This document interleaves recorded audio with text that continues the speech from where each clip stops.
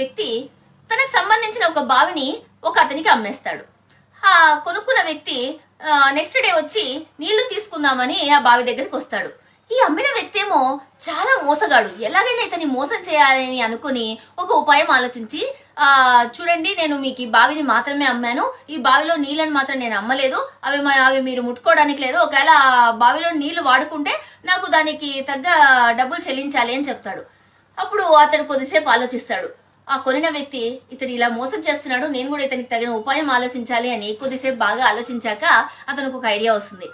సరే అండి, నేను కూడా అదే చెప్దామని వచ్చాను. నేను ఈ బావిని కొన్నాను, ఈ బావిలో ఏమో మీ నీళ్ళన్నీ అలాగే ఉండిపోయాయి, ఈ నీళ్లను మీరంతా తోడేసి తీసేసేయండి, మీ నీళ్ళని మీరు తీసుకెళ్లిపోండి, లేకపోతే ఆ నీళ్లు ఈ బావిలో ఉంచుకున్నందుకు నాకు రెంట్ కట్టండి అని చెప్తాడు. అప్పుడు అతనికి ఒక్కసారి దిమ్మ తిరిగిపోతుంది. ఏంట్రా బాబు ఇతడు అని అనుకుని ఇక ఏం చేయాలో అర్థం కాక పిచ్చెక్కుతుంది. నిజంగా మనకు కూడా అంతే. కరెక్ట్ గా సమయానికి మంచి ఉపాయం దొరికితే అంతకన్నా అదృష్టం ఇంకేముండదు, అంతే కదా.